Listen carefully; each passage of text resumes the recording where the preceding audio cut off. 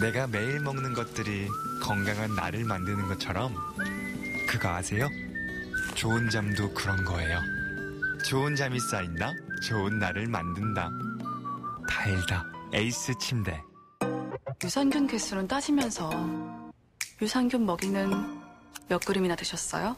프로바이오틱스와 그 먹이 프리바이오틱스가 만나 장에서 증식하는 국내 최초 기능성 프로바이오틱스의 이중제형 장케어 프로젝트 M-프로3.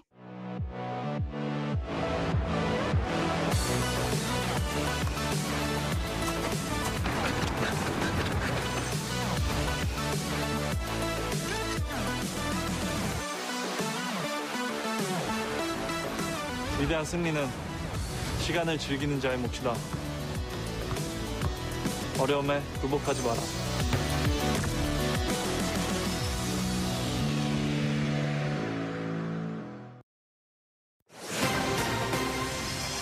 북한 김정은 위원장이 오후 5시 평양을 출발해 열차로 하노이를 향해 가고 있다고 러시아 타스 통신이 보도했습니다. 보도대로라면 북중 접경지 단둥은 자정쯤 통과할 걸로 보입니다. 내 아이들이 평생 핵을 이고 살아가길 원치 않는다. 김 위원장이 협상 과정에서 폼페이오 장관에게 이런 말을 했다는 증언이 당시 미국 측 수행원으로부터 나왔습니다. 국민 평균 연령 30.9세, 우리보다 10살이나 어린 젊은 베트남에는 카카오 택시를 능가하는 승차 공유 앱이 있습니다. 북한군 묘지 인근에 삼성 공장을 유치하는 데 주저함이 없는 실용성도 보여주고 있습니다. 북한의 교과서가 될 수 있을지 로드맨 팀이 베트남 전역을 샅샅이 훑었습니다. 서울 도심에서 5.18 망언을 규탄하는 집회가 열렸습니다. 민주주의를 모독하지 말란 외침이 높았습니다. 지만원 씨가 연사로 등장한 보수단체들의 맞불 집회도 이어졌습니다. 토론회에 나온 황교안 후보는 태블릿 PC 조작 가능성의 근거를 묻는 질문에 답변을 하지 않았습니다. 분명하지 않은 태도로 오세훈, 김진태 양쪽 모두의 협공을 받았습니다.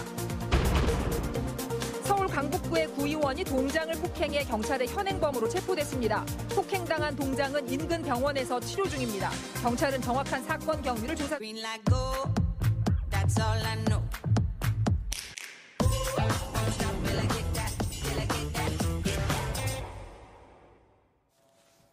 여러분 안녕하십니까? 북한 김정은 위원장의 전용 열차가 하노이를 향해 출발했습니다. 오늘 오후 5시 김 위원장의 열차가 하노이를 향해 출발했다고 러시아 타스 통신이 보도했습니다.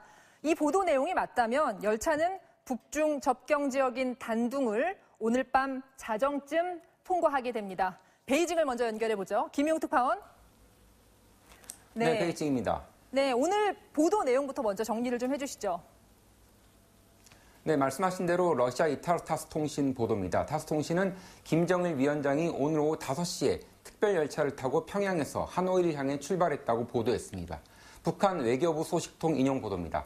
평양에서 중국과의 접경 지역인 단둥까지는 7시간 가까이 걸립니다. 그래서 오늘 자정쯤에는 압록강 철교를 넘어서 중국으로 넘어올 것으로 예측이 됩니다. 지난 1월에도 김 위원장이 중국을 방문했는데 그때도 밤 11시쯤에 단둥역을 통과했습니다. 타스 통신은 이 열차가 북미 정상회담이 열리는 베트남까지 4,500km 거리를 이동할 것이다 이렇게 전망했습니다. 네, 단둥역 상황도 궁금한데요. 경비가 아주 강화됐다는 소식도 있었던 것 같고요. 아무래도 평소와는 좀 다른 분위기겠죠. 저희 취재진이 현지에 가 있는 것으로 아는데 혹시 전해진 소식이 있습니까? 네, 오후까지 압록강 철교 주변이나 단둥역에 별 통제는 없었습니다. 그런데 저녁이 가까워지면서 단둥역에 특수 경찰이 배치되는 등 그런 변화가 보이고 있습니다. 밤이 되면 압록강 철교 근처는 자연적으로 통제가 됩니다. 그런데 이것도 곧 더욱 경계가 강화될 것으로 보입니다. 열차 방중에 대한 정황은 오늘 오후부터 좀 더 보이기 시작했습니다. 열차 행로가 예상되는 중국 남부 내륙 일부 지방에서 선로 점검이 있다는 소식이 전해졌습니다. 김 위원장의 특별 열차와 관련이 있을 것이라는 그런 추측입니다. 김 위원장이 실제로 이 열차를 타고 떠났는지 등에 대해서는 조만간 평양 등에서 공식 보도가 나올 가능성도 있습니다. 베이징이었습니다. 네, 김희웅 특파원이었습니다. 김정은 위원장의 열차는 중국을 통과해서 26일 오전에 중국과 베트남 국경 지역인 동당역에 도착할 것으로 예상됩니다. 동당역에 지금 취재 기자가 나가 있습니다. 장인수 기자. 네, 베트남 랑송 지역 동당역 앞에 나와 있습니다. 네, 오늘 하루 그것이 아주 분주했다고 하는데요. 소식 좀 전해주시죠. 네, 이곳 동당 역사는 오늘 화분 수백여 개를 가져다 역사 안팎 이곳저곳을 새롭게 단장하느라 바쁜 모습이었습니다. 김정은 위원장이 전용 열차를 타고 이것을 방문할 것을 대비하기 위해 작업을 한 걸로 보이는데요. 또 오늘 역사는 하루 종일 이곳저곳을 청소하고 새롭게 수리하느라 분주한 모습이었습니다. 베트남 정부는 이 같은 작업을 하기 위해서 역사를 아예 폐쇄한 상태인데요. 현재 일반인들의 역사 출입은 전면 통제된 상태입니다. 오늘 저희 취재진이 만난 한 역사 관계자는 이 같은 작업이 일주일째 계속되고 있다 이렇게 말하기도 했습니다. 네, 동당역에서부터 하노이까지는 자동차로 이동할 가능성이 높다고 하던데요. 장 기자가 오늘 먼저 가봤잖아요. 도로 상황이 어떻던가요? 네, 이곳 동당역에서 하노이까지는 약 170km 정도 떨어져 있습니다. 차로 3시간 정도 걸리는 거리인데요. 제가 직접 차를 타고 이 구간을 먼저 달려봤습니다. 한국과 비교하면 도로 사정이 그렇게까지 썩 좋다고는 할 수 없는 상황이었습니다. 약 100km가 넘는 구간이 왕복 2차선 도로에 불과했고요. 중간에는 도로를 보수공사하는 곳도 있었습니다. 다만 하노이 북동쪽 박장이라는 지역에서 하노이까지는 고속도로가 시원하게 뚫려 있었습니다. 네, 김 위원장이 전용 열차로 중국을 통과하는데 60시간 정도가 걸린다고 하더라고요. 그렇다면은 늦어도 26일 오전에는 도착을 한다는 예상이 가능한데요. 베트남 정부가 공식적으로 방문 날짜를 밝히진 않았죠? 네, 맞습니다. 베트남 정부는 김정은 위원장이 수일 내로 베트남을 방문할 것이다 이렇게 얘기를 하면서도 정확한 날짜는 아직까지 공개하지 않고 있습니다. 다만 25일과 26일에 이곳 동당역에서 하노이까지의 도로를 통제하겠다 이렇게 발표를 했는데요. 김정은 위원장의 방문에 대비하기 위한 조치로 보입니다. 김정은 위원장이 전용 열차로 중국 대륙을 가로지를 경우 약 60시간 정도가 걸리니까 그 시간을 계산하면요. 이곳에는 25일 늦은 밤이나 26일 이른 아침쯤에는 도착할 것으로 보입니다. 지금까지 베트남 국경지역 동당역에서 전해드렸습니다. 네, 장인수 기자였습니다. 이번에는 북미 간 사전 의제 협상이 치열하게 전개되고 있는 하노이로 가보겠습니다. 남재현 기자. 네, 실무협상장인 파크호텔 앞입니다. 네, 오늘 진행된 실무 협상 소식 자세히 좀 전해주시죠. 네, 비건 김혁철 두 특별대표의 실무협상이 사흘째 계속되고 있습니다. 첫날인 그제는 5시간, 어제는 오전 오후에 걸쳐 모두 7시간을 만났는데요. 오늘은 오전에만 잠시 만났다 1시간 전쯤 다시 협상장으로 들어갔습니다. 오늘 오전 협상 소식을 간단히 좀 전해드리면 오전 11시쯤에 이곳 파크호텔로 들어온 북한 김혁철 특별대표와 김성애 통일전선부 실장이 1시간 만에 협상을 마치고 돌아갔습니다. 그래서인지 현장 취재진들 사이에선 협상 과정에 이상기류가 감지된다는 관측도 나왔습니다. 하지만 잠시 뒤 비건 대표는 숙소를 빠져나가면서 화난 표정으로 엄지를 치켜세워 보였습니다. 점심에는 하노이 시민들이 즐겨 찾는 식당에서 여유롭게 베트남 대표 음식인 분짜를 먹고 나오는 모습이 MBC 취재진에 포착되기도 했습니다. 숙소로 돌아올 때는 밝은 표정이었는데요. 노출을 꺼리던 평소와 달리 오늘은 호텔 정문으로 취재진의 카메라 사례를 받으며 들어왔습니다. 네, 비건 대표 표정이 정말 밝아 보이네요. 이제 회담 나흘 앞인데 미국 쪽 준비 움직임이 오늘 부쩍 눈에 띄었다고요? 네, 맞습니다. 오늘 아침 하노이 노이바이 공항에는 미군 수송기가 들어왔습니다. 트럼프 대통령이 타고 다닐 차량을 싣고 왔는데요. 야수, 그러니까 더 비스트라고 불리는 캐딜락 원 차량이 트럼프 대통령의 숙소로 확실시되는 JW 메리어트 호텔에 자리를 잡았습니다. 또 미국 비밀요원 200여 명이 군용기 넉 대에 나눠 타고 하노이에 들어왔다고 현지 언론이 전하고 있습니다. 네, 비스트는 작년 싱가포르 회담 때 트럼프 대통령이 김정은 위원장에게 보여줬던 차량인데 하노이에도 도착을 했군요. 오늘 국제 미디어 센터도 문을 열었다고요? 취재진이 엄청 많다고 하던데 어떻습니까? 네, 이번에 국제 미디어 센터에 등록한 기자 수만 3,500여 명에 이른다고 합니다. 지난해 싱가포르 1차 회담 때보다 1,000여 명이 늘었습니다. 전 세계 기자들이 열띤 취재 경쟁을 할 IMC, 그러니까 국제 미디어 센터가 오늘 개소식을 갖고 문을 열었는데요. 평소 박람회나 전시회 공간으로 쓰이는 베트남 소련 우정노동 문화궁전 건물입니다. 곧 이곳을 통해 북미 정상들의 생생한 소식이 전 세계로 파전될 예정입니다. 지금까지 하노이에서 전해드렸습니다. 작년에 폼페이오 장관의 방북에 모두 동행하며 북미 협상에 깊이 관여했던 CIA의 전직 고위 간부죠. 앤드루 킴이 방북 당시의 일화를 공개했습니다. 특히 김정은 위원장이 아버지의 이름을 걸고 비핵화 의지를 밝혔다는 대목이 눈길을 끌었는데요. 이용주 기자가 전해드립니다. 앤드루 김은 우선 지난해 4월 첫 방북 당시 일화를 소개했습니다. 당시 CIA 국장이던 폼페이오 장관이 비핵화 의향이 있는지를 묻자 김정은 위원장은 나도 아버지이자 남편이라며 내 아이들이 핵을 이고 평생 살아가길 원하지 않는다고 답했다는 겁니다. 핵을 포기할 수 있을 정도로 미국을 신뢰할 수 있는 관계의 수립도 강조했다고 전했습니다. 또 위험을 감수하고 비핵화의 길로 갔다며 김정일 국방위원장보다 김정은 위원장이 협상 파트너로서 낫다고 평가하기도 했습니다. 2차 북미 정상회담에 대해서는 조심스럽게 긍정적인 전망을 내놓았습니다. 특히 미국의 정권 교체로 관계 정상화가 좌절됐던 경험 때문에 북한도 미국의 한 정부 임기 안에 합의해야 한다는 걸 알고 있다는 겁니다. 사견을 전제로 핵실험 중단과 사찰 단계를 거쳐 북한의 NPT 재가입을 비핵화 로드맵의 종착역으로 제시하기도 했습니다. 다만 미국의 상응 조치를 얻으려면 북한이 값을 치러야 한다며 추가적인 비핵화 조치를 촉구했습니다. 폼페이오의 4차례 방북을 모두 수행하며 마쿠 협상을 주도했던 앤드루 김은 지난해 말 공직에서 은퇴했습니다. 비록 전직이어도 정보기관 당국자는 정부 허가를 얻어야 공개 발언을 할 수 있는 만큼 미국이 2차 북미 정상회담을 앞두고 김 전 센터장을 통해 일종의 메시지를 전달한 게 아니냐는 분석도 나옵니다. MBC 뉴스 이용주입니다.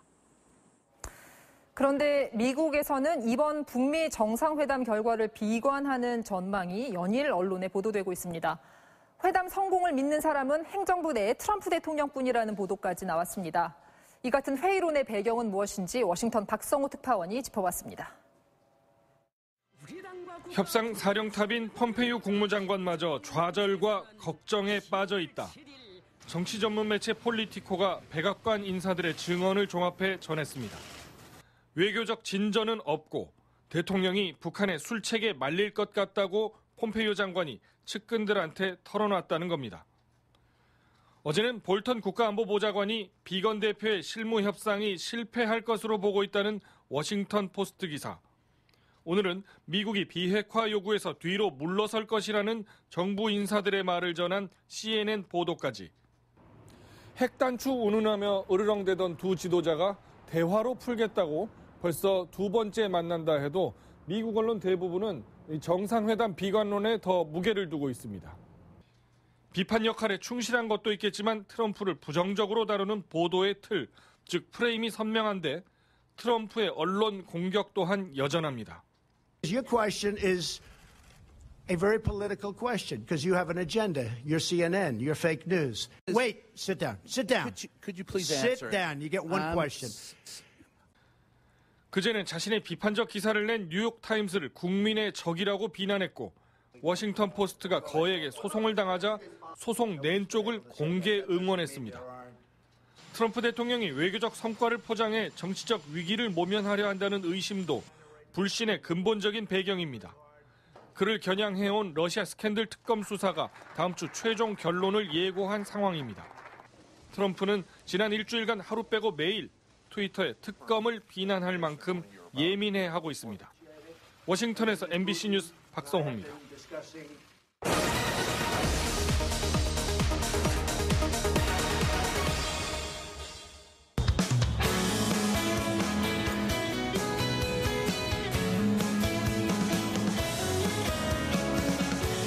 길이에 답이 있다 로드맨입니다. 저는 북미 정상회담이 열릴 베트남 하노이에 와 있습니다. 이렇게 시내 한복판에 레닌 동상이 세워져 있는 사회주의 국가의 수도인데요. 불과 3km 떨어진 곳에는 이렇게 명품 매장들이 들어섰습니다. 도이머이로 불리는 베트남의 개혁 개방 정책이 도입된 지 30여 년. 지금의 베트남은 어떤 모습일까요? 미국의 말대로 북한은 제2의 베트남이 될 수 있을까요?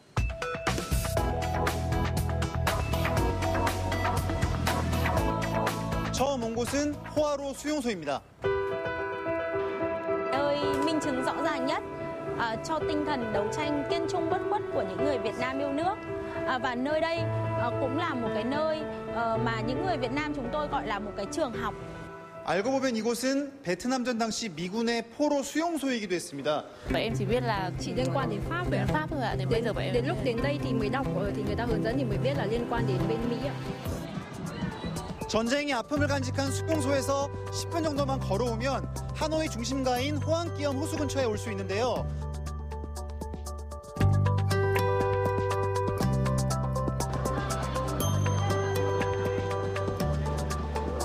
미국을 상징하는 이 햄버거 가게도 지난해 하노이에 처음 문을 열었습니다. Thực ra bọn em muốn đến đây nhiều lần rồi nhưng mà vì đông quá nên là hôm nay muốn đến đây thử nghiệm xem là thế nào. 이번에는 밤 거리 모습 살펴보겠습니다. 이곳에는 승차 공유 서비스도 활성화되어 있다고 하는데요. IT 강국인 우리보다도 빠르게 차량 공유 서비스가 정착된 셈입니다. 이렇게 오토바이도 승차 공유가 된다고 하는데요. 그 주변에 오토바이들 굉장히 많은데요. 관광객들 대부분이 이런 승차 공유 서비스를 이용하고 있습니다. Slowly. Còn là trong 1 giờ còn là bình quân nó khoảng 2 hoặc 3 khách. 이곳이 바로 맥주거리입니다. 지금 보시면 빈자리를 찾을 수 없을 정도로 사람들이 가득합니다. 이 거리의 분위기를 세 단어로 표현한다면 뭐가 있을까요? Tuyệt vời, vui vẻ và náo nhiệt. 베트남의 인구는 약 1억 명, 평균 연령은 31살로 우리나라보다 10살 정도 어리고요. 스마트폰 보급률은 72%로 고령화가 가속화되고 있는 일본보다도 높습니다. 이런 젊은 사회의 역동성을 바탕으로 베트남은 연 6%의 높은 성장률을 기록하고 있습니다. 도이머이 이후 베트남 어떻게 또 얼마나 발전했나 깔끔하게 정리해드립니다. 베트남의 1인당 GDP는 2,500달러 정도로 대한민국의 10분의 1도 안 됩니다. 하지만 그럼에도 베트남 경제가 주목받는 건 심상치 않은 성장세 때문이죠. 최근 10년 동안 2배 넘는 성장을 거뒀는데요. 한강의 기적이 본격적으로 시작됐던 우리나라 1970, 80년대의 추이와 비교해보면 상당히 비슷합니다. 적극적으로 해외 기업을 유치한 덕에 일자리가 크게 늘어났고 그 결과 중산층이 늘어나고 구매력이 생기면서 값싼 노동력만 제공하는 위탁 공장이 아니라 매력적인 신흥 시장으로 자리매김하는 선순환이 일어나고 있죠. 그중에서도 최대 투자국인 우리나라 기업들의 진출이 핵심적인 역할을 하고 있다고 합니다. 직접 눈으로 확인하기 위해 현지 진출 1세대인 우리 기업의 한 공장에 찾아왔습니다.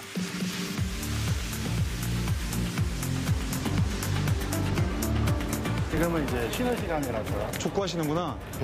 배구 201명이 근무를 하고 있는 상태고 한국 사람은 3명이 근무를 하고 있습니다. 3명이요? 개선의 의지나 이런 것도 강하고 흥이 많고 이런 부분들은 한국과 굉장히 비슷한 면이 있다라고. 흥이 많아요? 네, 맞습니다.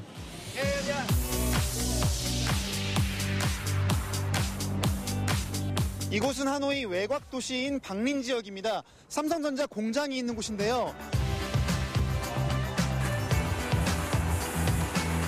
Nhà máy này hiện nay thì có khoảng 37.000 người và diện tích khoảng 110 hectare. Đối với mức thu nhập trung bình của những người xung quanh em thì khoảng độ 6-7 triệu. Em thì trung bình khoảng độ 12 triệu. 상황이 이렇다 보니 우리 기업의 해외 진출을 돕는 코트라도 최근 아시아 본부를 싱가포르에서 하노이로 옮겼습니다. 제조업뿐이 아닙니다. 문화와 금융 같은 3차 산업에서도 베트남은 블루오션이 됐습니다.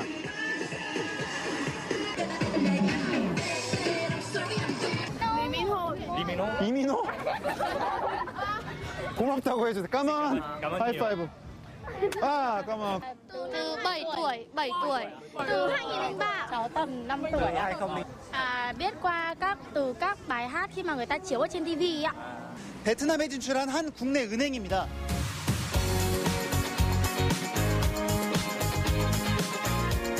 이 근처에 있는 샐러리맨들 같은 경우에는 예금 금리, 그다음에 모기지론 모든 부분에 대해서 굉장히 많이 알고 있어요. 공장에 있는 근로자분들도 급여적 계좌를 갖고 있는 부분이 대부분이에요. 신용카드 시장도 조금씩 넓어지고 있습니다. Coconut coffee, one. And then can I pay by credit card? 베트남에서 유명한 프랜차이즈 커피 전문점인데 신용카드 결제가 안 됩니다, 지금. 자본주의의 꽃이라 불리는 금융산업까지 다른 나라에 선뜻 개방한 베트남. 같은 사회주의 국가인 북한과는 상반된 모습입니다.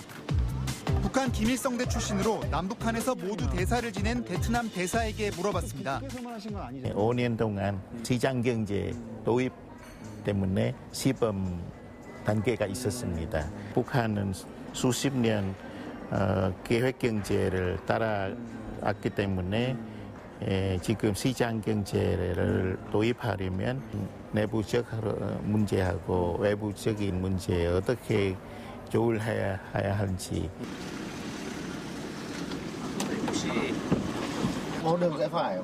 이쪽으로 가는 건가요? 아, 여기네요. 화장실 잠가 놓는 것 같은데. 아, 이게 관리인이세요? 아, 안녕하세요. 아, 지금 이렇게 작은 추모 시설이 설치가 돼 있고요. Cái nơi đây là cái nơi mà để an táng các liệt sĩ phi công Triều Tiên có 14 chiến sĩ, là cái nơi mà như vậy là nhân dân Việt Nam là nơi tưởng niệm các chiến sĩ ở đây. 이렇게 우군 전사자들이 묻힌 땅 위에 전쟁에서 맞서 싸웠던 나라들의 자본이 꽃피고 있는 겁니다. 그렇다면 개혁 개방 이후 베트남 사회는 정치적으로 또 문화적으로 어떻게 변하고 있을까요? 그 변화는 북한에게 어떻게 비춰질까요? 2부에서는 이곳 다낭에서 그 답을 찾아보도록 하겠습니다. 네, 자유한국당 의원들의 5.18 망언을 규탄하는 대규모 시민 집회가 오늘 열렸습니다. 집회에는 광주 시민 2천여 명도 상경해서 참석했는데요. 참가자들은 5.18 망언 논란을 일으킨 자유한국당 의원들의 퇴출을 촉구했습니다. 윤수환 기자가 보도합니다. 서울 청계광장을 가득 메운 시민들.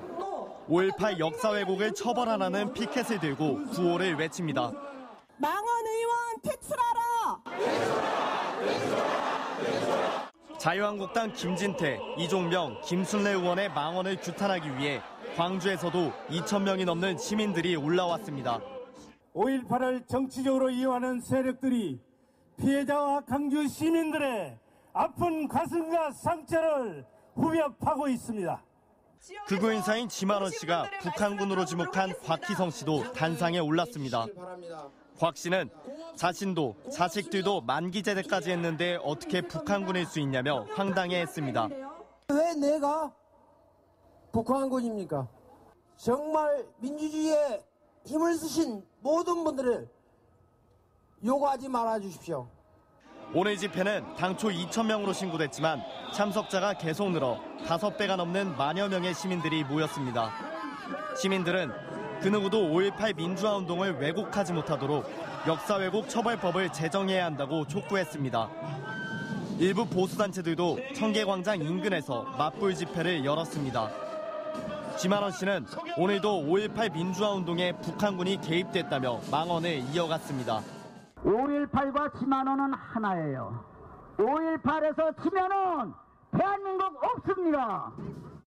집회를 마치고 행진하는 과정에서 양측 참가자들 간의 언쟁이 있었지만 경찰 3,000명이 투입돼 큰 충돌은 없었습니다.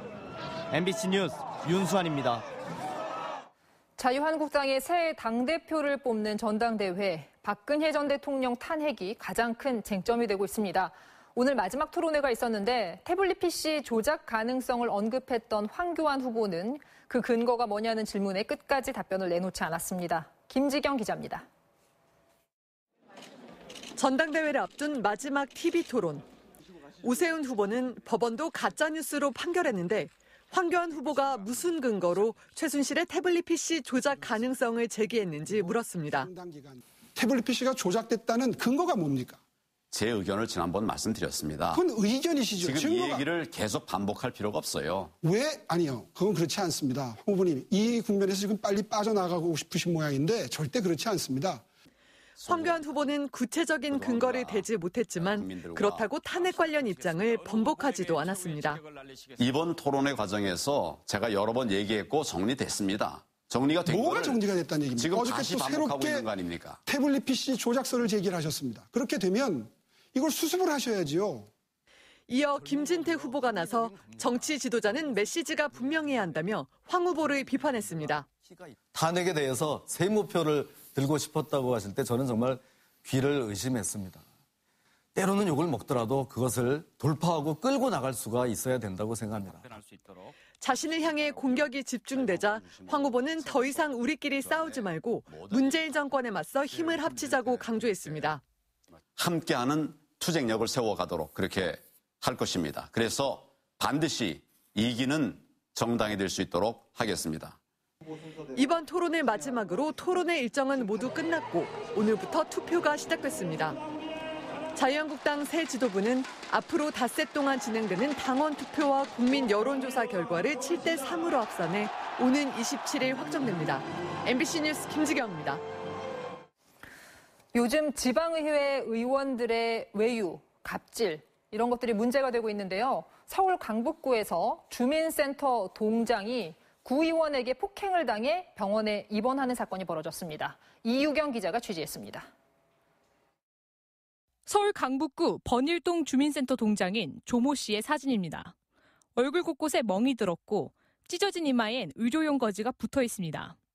조 씨를 폭행한 사람은 서울 강북구의회 더불어민주당 소속 40살 최재성 의원. 두 사람은 어젯밤 8시쯤 수유동의 한 식당에서 다른 의원 등과 함께 술을 마시며 식사를 하고 있었습니다. 식사 도중 업무 관련 이야기로 말다툼을 벌이던 두 사람은 식당 밖으로 나갔고 여기서 최 의원이 동장 조 씨를 폭행했다고 목격자는 전했습니다. 그냥 술 잡수다니까 담배 피러 오신다고 식사하시고. 최 의원에게 얼굴 등을 수차례 맞은 조 씨는 119 구급대에 실려 병원으로 옮겨졌습니다.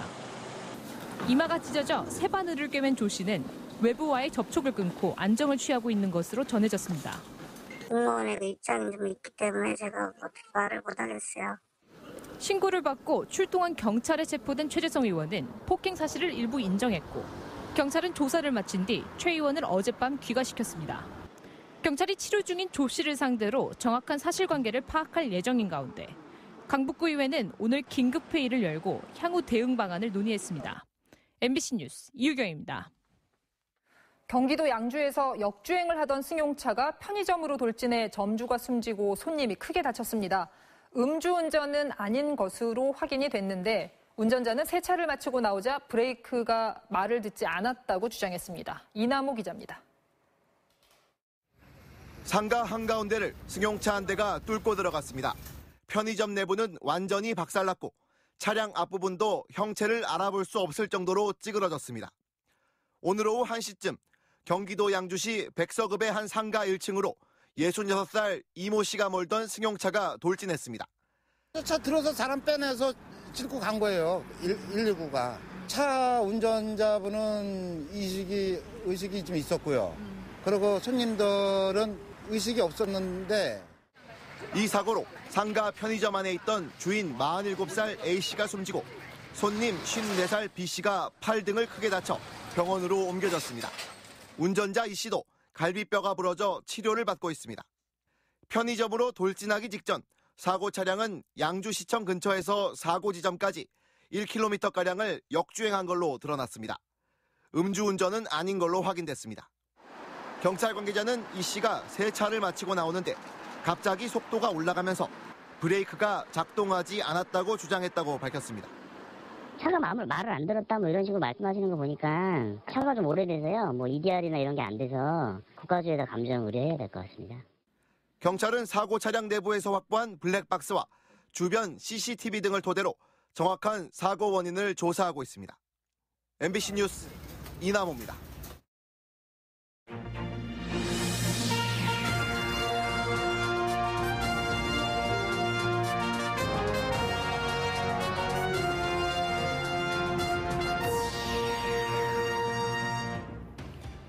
여러분 안녕하십니까? 2월 23일 토요일에 전해드리는 뉴스데스크 강원입니다. 절기상 우수가 지나면서 벌써 농촌에서는 한 해 농사 준비가 시작됐습니다. 올해는 저수지에 물이 충분해서 우선 봄철 물 걱정은 덜었지만 이상 기후로 인해 갈수록 심각해지는 이 돌발 병해충이 걱정입니다. 권기만 기자입니다. 원주에 있는 한 저수지. 눈과 얼음이 녹기 시작하면서 물이 찰랑찰랑 모습을 드러냈습니다. 수위는 주변 수목 경계와 큰 차이가 없을 정도로 만수입니다.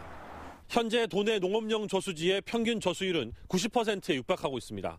평년보다 8%가량 많은 수치로 올봄 농업용수 공급에는 큰 차질이 없을 것으로 예상됩니다. 겨울철 강수량이 적어 겨울 가뭄이 우려됐지만 지난 가을 지나간 태풍 등의 영향으로 충분한 수량이 확보된 상태입니다. 기상청도 올봄 예상 강수량이 평년 수준을 웃돌아 적어도 4월까지는 가뭄 걱정이 없을 것으로 내다보고 있습니다. 최근 6개월 누적 강수량은 평년의 148% 수준이며 4월까지 강수량도 평년과 비슷할 것으로 전망되어 봄철에 전국적인 가뭄은 발생하지 않을 것으로 전망됩니다. 걱정은 기상이변으로 인한 병해충입니다. 올해도 작년과 같은 폭염 등의 이상기후로 인한 각종 돌발 병해충 발생 우려가 높은 상황입니다. 특히 최근 과수화상병과 미국 선녀벌레 등 신종 병해충이 발생하면서 농가와 지자체마다 방제에 총력을 쏟고 있습니다. 온난화가 되다 보니까 예상치도 못했던, 겪어보지도 못했던 이제 돌발병해충이 많이 발생을 하고 있습니다. 저희가 올해 그런 거를 대비해서 돌발병해충 예산도 확보하고 농가에 또 사전 약제도 미리 공급을 해서 봄철 농업용수 걱정은 덜었지만 본격적인 영농철 상황은 장담할 수 없는 만큼 지자체마다 물 관리 대책을 세워 추진하고 있습니다. MBC 뉴스 권기만입니다. 태백 지역 사회단체 연합기구인 태백시 지역현안대책위원회가 창립 이후 가장 큰 위기를 맞고 있습니다. 지난 위원장 선거가 무효화됨에 따라 위원장마저 공석이 됐고 참여단체들도 줄어들고 있습니다. 홍한표 기자가 보도합니다. 태백시 지역현안대책위원회 참여단체는 지난해 3월 116개에서 불과 1년 만에 81개로 줄었습니다. 주요 현안에 대한 갈등도 이어지고 있습니다. 지난해 9월 최응집 전 강원랜드 사장의 전세금 지원 문제를 놓고 찬반 의견이 엇갈렸습니다. 현안대책위원회가 강원랜드에 제시했던 노인 요양 사업도 타당성 문제로 논란만 커졌습니다. 지난해 12월 3대 위원장 선거에서 후보 자격 시비로 내부 갈등은 최고조에 달했습니다. 지난 위원장 선출은 효력이 없다는 법원의 판단에 따라 현재 위원장 자리는 공석입니다. 이사회에서 위원장 재선거 등 정상화 방안의 논의에 결정할 예정입니다. 이사회에서 이제 향후에 어떻게 할 것인가에 대한 부분을 논의를 할 겁니다. 그래서 총회를 다시 해야 되고 위원장도 다시 뽑아야 되고. 단체마다 의견이 다르고 갈등이 커서 봉합까지는 적지 않은 난관이 예상됩니다. 시민단체들은 고도로 계층화된 조직을 요구하지 않기 때문에 가능하면 많은 사람들의 의견을 결집하는 게 좋아 보입니다. 그들의 의견을 이렇게 통합하고 흡수해 주는 것이 좋은 방향이라고 봅니다. 태백 지역 사회단체 연합기구인 태백시 지역현안대책위가 1999년 출범 이후 최대 위기를 맞고 있습니다. MBC 뉴스 홍한표입니다. 강원도와 교육청이 내년부터 무상교복을 도입하려고 하지만 일부 시군에서는 반발하고 있습니다. 현재 무상교복을 지원하고 있는 지역은 정선과 철원이며 삼척과 양양, 홍천과 양구, 화천과 횡성은 조례를 제정하고 다음 달 신입생부터 교복 구입비를 지원합니다. 하지만 속초를 비롯한 일부 시군은 무상교복 지원에 여전히 부정적인 입장을 보이고 있습니다. 이에 따라 강원도는 오는 26일에는 교육청과 오는 3월 8일에는 각 시군과 잇따라 회의를 갖고 사업비 분담률 등을 논의할 계획입니다. 제선충병 피해 확산 방지를 위해 봄철 소나무류 무단 이동에 대한 집중 단속이 실시됩니다. 산림청은 소나무류 취급업체와 화목 사용 농가 등을 대상으로 다음 달 5일까지 궤도 점검을 실시하고 오는 12일부터 13일까지는 지자체와 함께 합동 단속을 벌인다고 밝혔습니다. 소나무류 반출 금지 구역의 이동 제한 조치를 어기거나 감염목을 땔감으로 사용하는 행위 등을 집중 단속하며 적발될 경우 관련법에 따라 벌금이나 과태료 등을 부과할 방침입니다. 도내 고속도로에서 올해만 559명이 교통법규 위반으로 경찰에 붙잡힌 것으로 나타났습니다. 강원지방경찰청 고속도로 순찰대는 고속도로 위에서 24시간 암행 순찰대를 이용해 집중 단속을 벌인 결과 현재까지 과속과 난폭 운전 등 각종 교통법규를 위반한 운전자 559명을 적발했다고 밝혔습니다. 전국 동계체전에 참가하고 있던 대한스키협회 부회장 59살 이모 씨가 숨진 채 발견됐습니다. 경찰에 따르면 이 씨는 지난 22일 새벽 5시 40분쯤 평창군 대관령면의 한 리조트에서 잠을 자다 숨진 것으로 추정되고 있습니다. 경찰은 호텔에 함께 묵었던 신고자를 상대로 경위를 조사하는 한편 오는 25일 부검을 실시할 예정입니다. 도내 고속 시외버스 업체인 강원고속노사의 임금 협상이 총파업을 앞두고 오늘 새벽 극적으로 타결됐습니다. 강원고속노조는 어제 오후 2시부터 오늘 새벽 1시 40분까지 12시간 가까운 긴 협의 끝에 오늘 새벽 2시쯤 강원지방노동위원회에서 협상안에 합의했습니다. 지난해 강원도의 광공업 생산 활동이 저조했던 것으로 나타났습니다. 동북지방통계청은 지난해 강원도의 산업 생산 활동 수준을 나타내는 광공업 생산 지수가 전년에 비해 10% 감소했다고 밝혔습니다.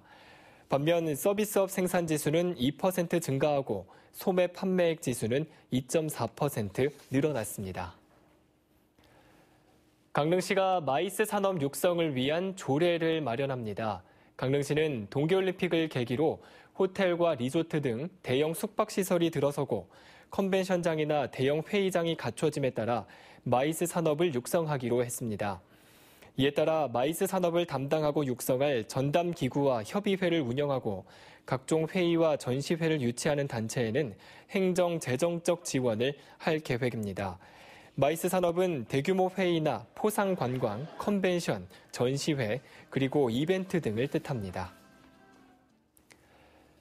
통행이 중단됐던 영월 농어촌 도로에서 또다시 대규모 낙석 사태가 발생했습니다.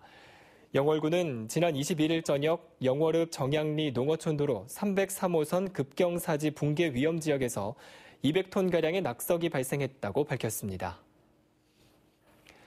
이상으로 뉴스데스크 강원을 마칩니다. 고맙습니다.